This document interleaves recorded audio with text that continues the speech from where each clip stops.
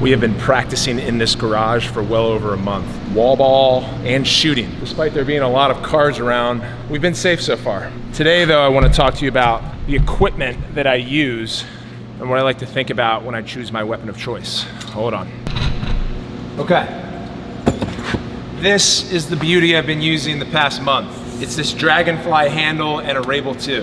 Why I still use the Rabil 2, you ask? Well, I think it is the best head in the world, and I was a part of the process from the very beginning. Unfortunately, once Warrior and New Balance terminated my agreement a year ago, they discontinued this head, so there are very few out there. If you have them, find them and give them to me. It just works for what I was looking for. A good narrow shape. It's completely offset. So if you look at the handle, and if I go straight across, that would be a set head. This is offset, which gives you a better feel. But in the end, no matter what head or handle you use, it really comes down to how you string your stick. And I have been getting my head strung the same way by a guy named Riley Martin, whose Instagram account is @HighStrungLacrosse. And I found him probably 6 years ago on Instagram, and he's been stringing these heads for me ever since. And he's had to string different types of heads for me as I've played for Team USA, as I played in that other league at one point, and then obviously PLL. But he does the same thing, which is he creates a 3/4 pocket for me, 2 shooters and 2 nylons. The 2 shooters are really loose. I like to have minimal whip in my stick.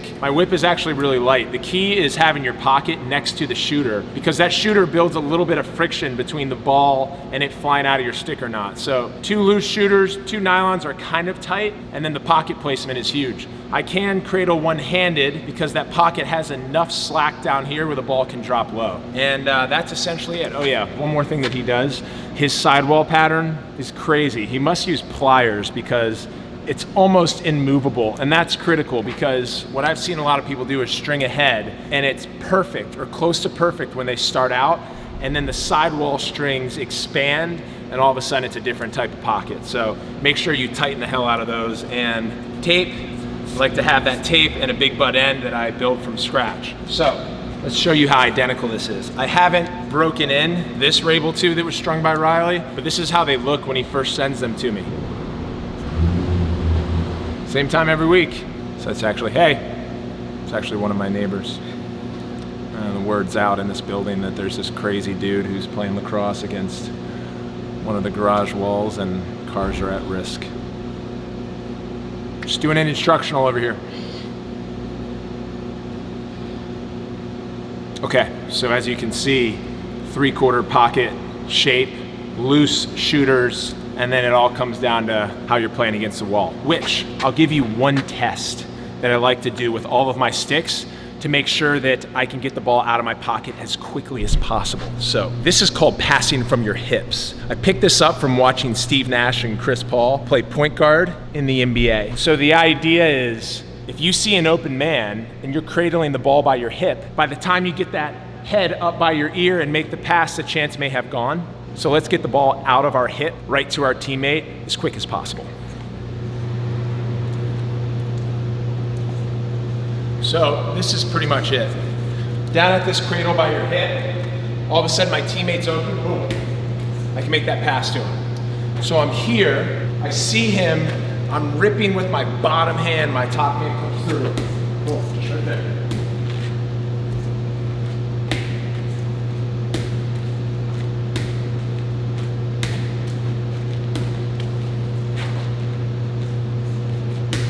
So, passers don't have to catch. Now, the second way that I like to work on making sure that my stick is throwing smoothly and I'm confident is actually passing from distance. So don't stand too close to the wall, because that ain't the pass that you're gonna make during a game. This is like a 1-4-1 set. You gotta throw it with some confidence and a little bit of steam.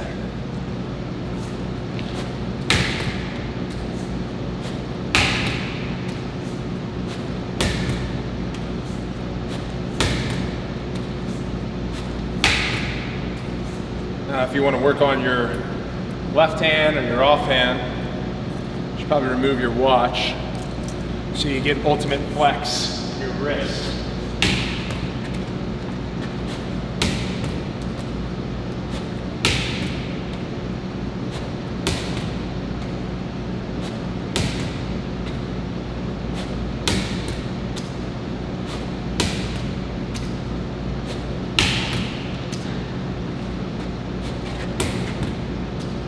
Hold on, I want to go a little bit more distance. That feels a little bit better.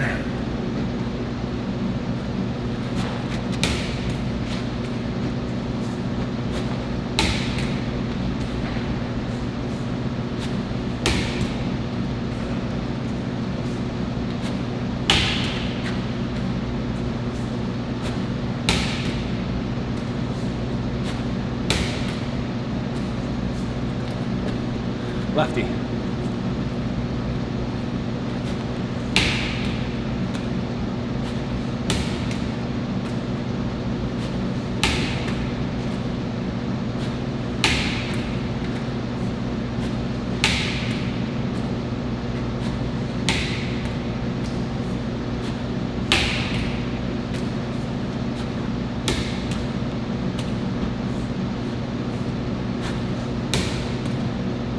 All right, we're gonna finish this. 2 straight targets, 1 left, 1 right from distance.